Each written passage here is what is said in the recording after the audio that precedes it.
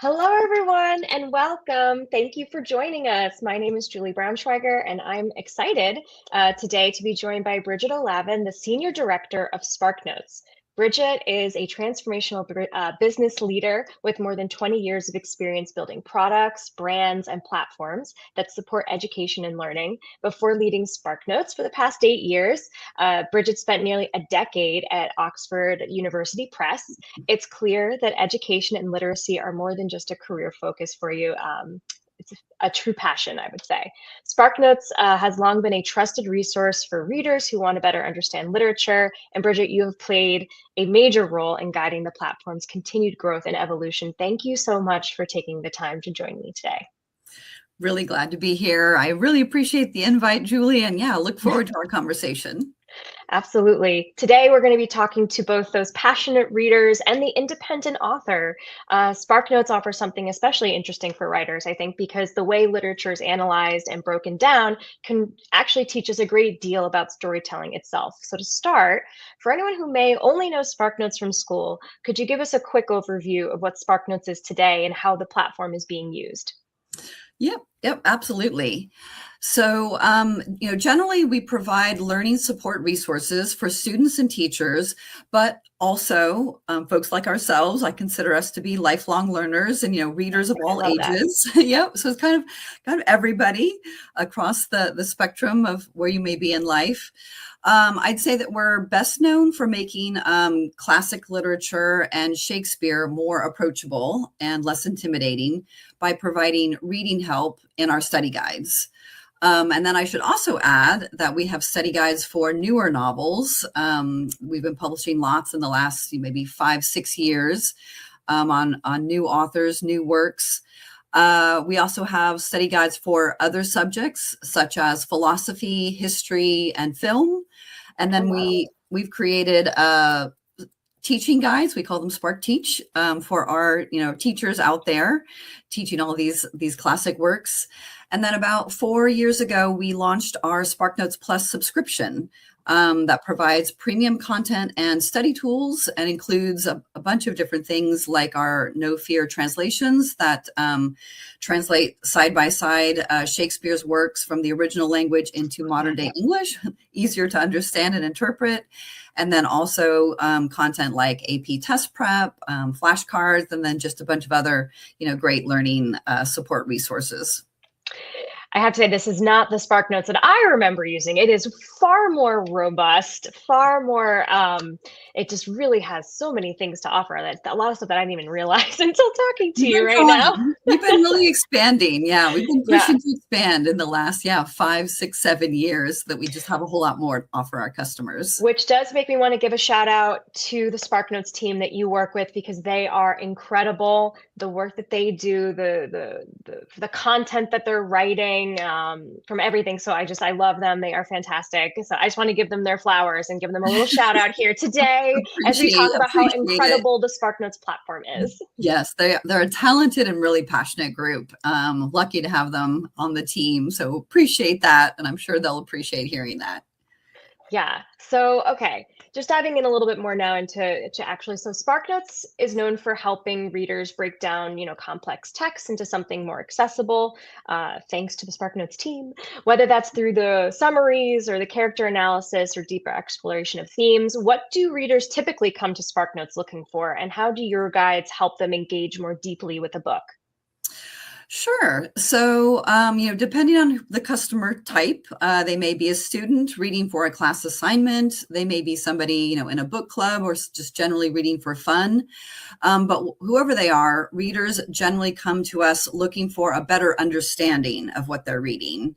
So I think, we all know that reading can be intimidating. Some books are harder than others, but, reading can be intimidating in general for people because there are, a number of structural and analytical aspects to books and writing that, we feel at SparkNotes that we can help decipher.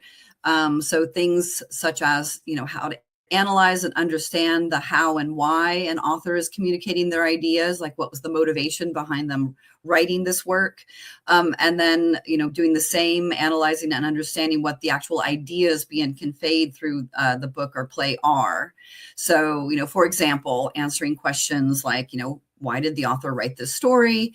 Why did they choose this tone? What does this character mean to them? So kind of all these key questions that you ask yourself as you're reading through something, we look to, make sure that we very explicitly provide information and, and analysis for our readers to read through. So I guess that's the what. So now the why, as you said, the why do readers use SparkNotes? That is, like, are readers mostly looking for summaries, or do you find that many are actually exploring those deeper ideas within a story? I would say, both, and it can be either or in the both way, or it could be truly both. Yeah. I think ultimately readers do want to make sure they're fully understanding what they're reading. So they're often trying to confirm that they are accurately interpreting the plot. But they also may want to delve deeper into the book's, themes, characters, symbols, or beyond. We know that classic novels and Shakespeare's plays can be hard for readers to identify with and to clearly understand, like, what's going on in the story, as well as how to assess, the meaning and structure of the story. Many of these things were written, hundreds of years ago, or at least decades ago. Yeah. And, different time, different place. So I think, folks do come to our site to sometimes read a snapshot that summarizes what they've already read to confirm that they interpreted it correctly, as well as to delve into the analysis of, like, what does it mean? What do these things mean? And, just kind of structurally, our study guides come with both, full book and chapter by chapter summaries, but then they also analyze, the book settings, quotes, literature, devices, characters, etc., in order to help readers really decipher what's, happening in the stories that they're reading. Just an aside, one of my favorite things that I remember using SparkNotes for was looking up, like, quotes and getting the analysis of a quote and diving deeper into certain, like, just a small little snapshot, right? Even something as small as, like, a quote, but it has such an impact. And I always, like, really loved it for having that available to me to, like, learn a little bit more about something. So. Yeah, we know that quotes are often a way that people, get drawn into a book. So we hear these famous quotes in a movie or just being quoted by a friend. And so, but people want to know, like, well, what was the context and what does that mean? So if we can kind of rope them in with giving them the answer to, what did it mean? Why was this important? What was the context? Then, that's helping us to fulfill what we're looking to do. Yeah, especially with, like, things getting misquoted or sort of misremembered how it's supposed, what the quote actually is. Absolutely. So, we're living in this time when digital platforms are transforming how people read and interact with books. Between a tool like SparkNotes, or, we have digital reading and audiobooks through Nook and self-publishing platforms like B&N Press, readers and writers now have access to, they have more access to all these types of literature than ever before. So how do you see digital tools like SparkNotes helping readers engage with books in new ways? And how might that influence future readers and writers? Yeah, definitely a good question. I mean, I think on the plus side, readers and writers today live in a world where they have this rich array of helpful content and tools to help support their goals. But on the flip side, I'd say, the hardest thing can be choosing from this, vast array of options in order to, select the best and the most credible ones to suit their purposes. So where we come in, and what I think, sets SparkNotes apart is really the quality of our content. We spend a lot of time creating new content and improving content. And so, what we're constantly doing is, making sure we're in a dialogue with our customers to assess what they need, creating new content or refining content that already exists on our website in order to best suit those needs.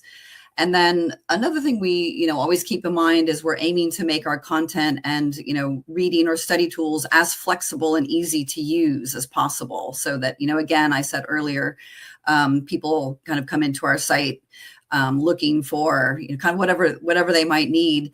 We'd like them to be able to find it, kind of pluck it out of what's available, and then quickly apply that to whatever task is at hand. Yeah, so you're really, trying to support the development of future readers and writers in educational environments, right? That's kind of what SparkNotes is doing. Yeah. I mean, I see kind of SparkNotes existing in this continuum of us, growing over time, meaning, we're in our younger years, we're in school. Right. Eventually we get a job, we might become writers. We probably always stay readers, maybe some more than others. So I see, SparkNotes being helpful in two key ways over time. So firstly, I see, SparkNotes being used as a learning and teaching tool that people can use when they're in, middle school, high school, and college to really set themselves up to better understand how to learn. And then secondly, when you're in your post-school years, I see SparkNotes being used as more of a lifelong learning and support tool that people can use for really whatever purpose they have in order to better understand a book that they're reading for fun, build up their writing skills or anything else that they might, need in their, working or personal lives. I know I personally love the SparkNotes social media team and the work that they do to keep classic literature relevant and funny and accessible. They are very funny and amazing. So funny. And that's one of the, I think for me, like I've always, when I see something posted about like a classic book or whatever with SparkNotes social media, I'm always like, oh yeah, that reminds me how much I loved that book or how great that was, or it reminds me of maybe I should read something. So it's another accessible way of like getting into classic literature and SparkNotes, which I very much appreciate. Absolutely. We're always kind of trying to hook people in because we all love reading. So if we can get you guys in from some angle, we certainly will. It goes back to that, like making it less intimidating, right? If you can find a little humor in some of the classic literature, it's less intimidating. There is a way in. There is a way in. Because reading, again, can just be such a barrier for many people. Yeah, and another, thing that SparkNotes does well, you guys highlight those themes, those elements of, storytelling, character arcs, motifs, symbols. For writers, as you sort of were mentioning, that kind of analysis can be really valuable because it reveals how a story is constructed. So from your perspective, what are some storytelling elements that appear again and again in the most enduring works of literature? Yeah, sure. I'd say, two main things. Firstly, well-constructed characters that just feel really alive and relatable.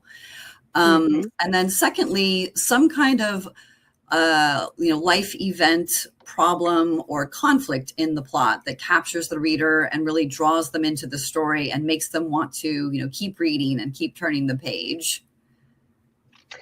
Yeah, I feel like I think for writers, there is that element that there is a very, there's a structure to the way you're supposed to write. Although when you're a writer, you can throw the rules out the window. But what classic literature does is it gives you that framework again of like, here's how the greats, structured their story. So like if you're an author and you're studying these classic books, that SparkNotes covers, it can offer that masterclass in storytelling.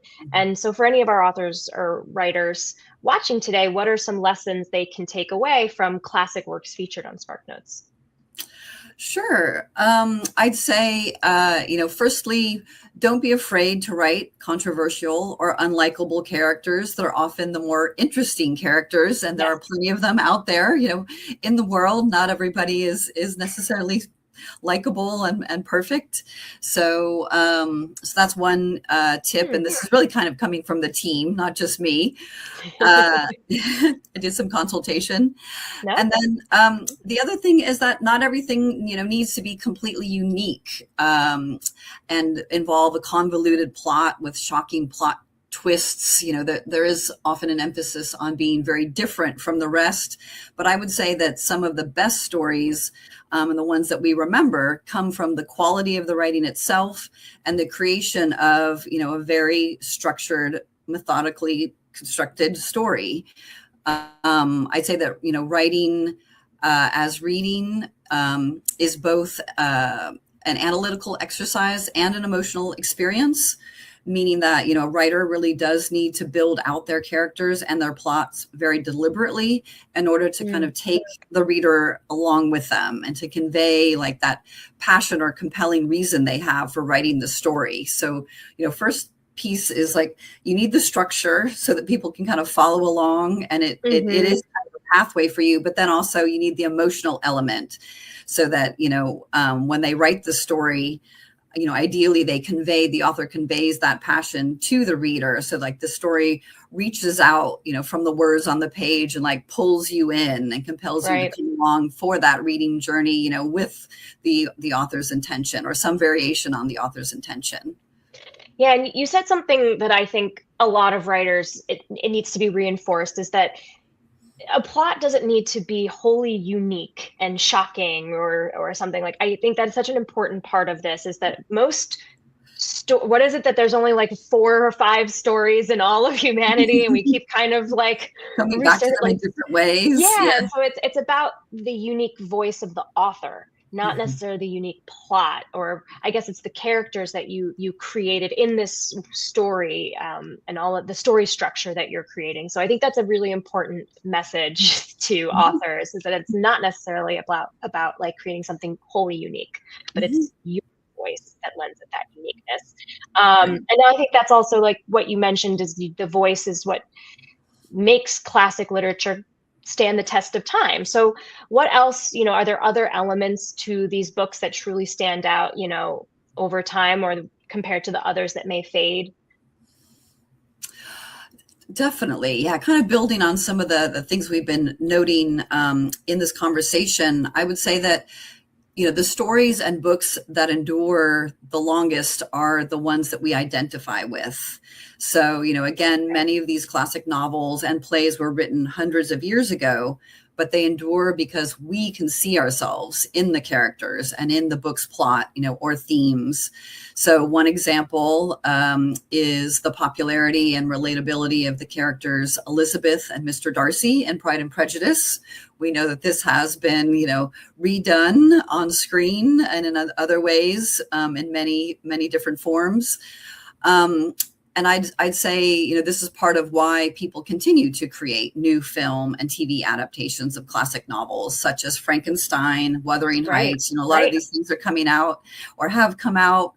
It's just the stories, are relatable. We identify with those characters. We can see ourselves, and that's why they just resonate with us. And I think it's like that idea that human nature and who we are is timeless, right? We have these things that happen in our lives that happen, obviously modern life is a little bit different than Shakespeare's time, but there are parts of life that are always going to be universal to the human experience, right? I think that's what maybe you're getting at with like, definitely, that makes a book timeless. And then are there other certain themes or storytelling approaches that consistently resonate with readers? Yeah, I'd say, many of the things that people confront or struggle with over their lifetime are often featured in classic novels or stories. People tend to go through similar things in their lives. That includes the authors, and the readers.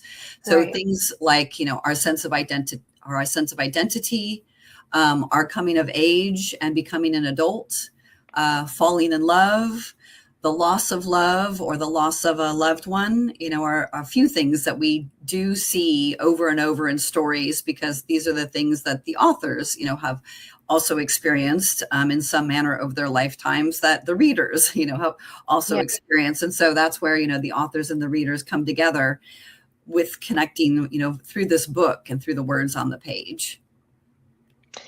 Yeah, I know for me, one of my favorite sort of themes of storytelling is the coming of age story. I just, that change from, being a kid to realizing more about the world, or you see more about the world. There's always something very fascinating. So on a personal note, that's something I really like. But you see that again, like over time throughout countless stories, which is just so cool and interesting about how humans have told stories throughout our entire existence, is that you have these little these things that we keep coming back to, Mhm. right? Agree. Um, so again, thinking through SparkNotes, and like, while many people think of it primarily as a student resource, it can also be a fascinating tool for writers, as we have been discussing, as they're trying to figure out their craft. Do you think writers can use resources like SparkNotes to study storytelling? And if so, how might an author approach the guides, differently than a student would or a reader? Hmm. Yeah, I'd say, I mean, it's hard to know if they really need to use the tool, SparkNotes in a different way, because I'd Mm, say we tend to create, our content for the learner.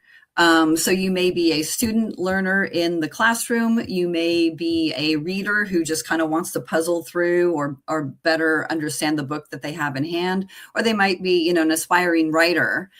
mhm, Our goal really is to convey not just what was written by the author, but the how and the why it was written, so that readers and future writers understand the purpose and the techniques involved. mhm, And then I'd say, SparkNotes also aims to illustrate the intentions behind a given author's writing, so that other writers, aspiring writers, can learn about them and use our guides to help them write more deliberately and intentionally. mhm. And again, coming back to the fact that there are certainly a number of very analytical and like cerebral aspects to the craft of writing. Our goal is always to provide the support needed both to readers and to writers. Well, I think you do a very admirable job there. I know the We website is do what we can. very impressive. Um, I'm going to shift gears a little bit, because in the world we live in today, I feel like I have to touch on something. I have to touch on AI. It's a Mhm. huge part of the discussion within, like, the creative, artistic, educational spaces. So with the rise of AI across the educational landscape, specifically, how has SparkNotes been impacted, and how do you see the platform evolving alongside these new technologies? Yes, yes, definitely the topic of the day. By all Mm. means, we come back to it frequently. Yes. Um, and I'd say right now there's both a lot of excitement as well as a lot of concern over how AI is impacting the way we learn and the way we work. AI has certainly proven to be challenging for authors and publishers, including SparkNotes, Yeah. because AI utilizes proprietary content, but does not necessarily, regularly or fully compensate for that use. So I think Right. there's still, a lot of question marks in the industry as to how everything's going to shake out, and how things will stabilize and evolve over time. And I'd say, one of the most difficult things is that AI is a technology that's still very much in flux. And so we don't understand how best to use it, how best it will kind of become kind of stable and regular tool that we Mhm. utilize in the future. But my hope is that it does become another helpful tool. Many technologies have come along and shaken things up, but then they've kind of settled, and people have figured out how to fit them into the different aspects of their life. So I'm hoping that that's where AI is headed. And then the other hope is that it would then be used to improve our education, our work goals, our life goals. And then business wise, for SparkNotes and for other publishers, out there, my expectation is that AI companies and then content creation companies like ourselves will start to form, close partnerships in the future, so that the technology, the AI technology, and then the content it needs work in concert together to provide customers with, what they need in the best way possible. Yeah, I feel like AI is one of those issues where the cat is out of the bag in many ways. So it's, how do you work with it now within, a way that makes sense? And I know, in the publishing space and the self-publishing space and the book retail space, we sort of are trying to figure that out. And I can imagine it's very, obviously, as you've been saying, it's very similar for SparkNotes. But Great. I think you guys have carved such an impressive and important space already, um, through the content that you have, the team that you work with, the team behind SparkNotes who are putting up all of these guides. And I just want to reiterate like how great they are at what they do and the content that they are writing and the information they are providing, which is real people behind the, behind the Mhm. screens Yep. doing all of that. So, Yes. Real um, humans, yes, yeah, being I utilized, yes, across exactly. the website. I want to emphasize that real people behind the scenes at SparkNotes writing all of the great stuff that you see on that website, which is incredible. Absolutely. That's right. Um, so, before I know we're coming to the end of our conversation, I'd love to have one final question for our audience of writers. If you're an aspiring or independently published author and you want to improve the storytelling by studying great literature with SparkNotes, where would you suggest they begin? Yeah, I'm going to be a little imprecise in this because, kind of in consulting with my team and reflecting on this myself, it's really about the breadth of Mhm. reading that you do. So I think you do have to read very widely. I think you should read across different authors, different time periods, different genres. Ideally read internationally as well. Don't stick to just the United States. There are great authors all over the globe. And I'd say, the best way to become a good writer is to just have exposure to lots of different books, because ultimately they have, they all have something different to teach you as a writer, and they all expose you to different worlds, different ways of thinking, different Mhm. characters, different ways of constructing your stories. So it really is ultimately kind of just the breadth of what you can read over time, I think is the best place to start. For better or for worse, being an English major meant I had to take a postmodern literature class, and I will say I was a very different take on writing. But Okay, yes, I think it's still maybe, important yeah, maybe do everything. some self-selection in in that reading list. Not doesn't have to um, be everything. yeah, exactly. Is there a classic book or a SparkNotes guide that you think every writer should explore? Yes, I do have a couple of suggestions. So the first one is How to Read Literature Like a Professor by Thomas C. Foster. And I have to say that this one was suggested by one of the content leads on the SparkNotes team, Courtney Gorder, who's also a writer and helped me kind of craft a lot of the replies to this interview, because she's so close to the content. So she highly Mhm. recommends this. And we do happen to have a SparkNotes study guide for that book on our website. Um, the second one is, The Great Gatsby by F. Scott Fitzgerald. Most folks have read this or, will read this over their lifetime. Mhm. This is both a professional and a personal suggestion. The Great Gatsby guide is absolutely far and away the most regularly used guide on our website. Um, Interesting. yeah, it's number one, kind of ongoingly. So we know that it's, regularly assigned, and we know that it's just, has talk about enduring. It is something Yeah. that has been enduring, Great and that's, American novel. year over year for many years now. Yeah. And I think just, one of the reasons why is that the story is very relatable. It's often discussed as sort of the gaining and the losing of the American dream, which it certainly is. But I'd say, even more broadly than that, it's really the gaining and losing of like life's possibilities. Mm. So just that, that rise and that fall, which is, tragic, but very, very, very relatable. And I think that, definitely resonates with most readers, writers, and learners as a narrative arc and as a, character study. Yeah, that's you know what, that was actually I'm so glad that you included that, because without even thinking, I was so curious to know now what the most frequented guide is, and it's Oh, Great true. Gatsby Yeah. for good reason, but that's so fascinating, but thank you, Bridget, for joining me today and for sharing these insights. And thank you to everyone who tuned in. We hope today's conversation inspires you to revisit some classic works or Absolutely. explore the insights available through SparkNotes and continue enhancing your own reading and writing journey. Thank you. And we look forward to seeing you at our next event in April. Bye and have a good rest of the day.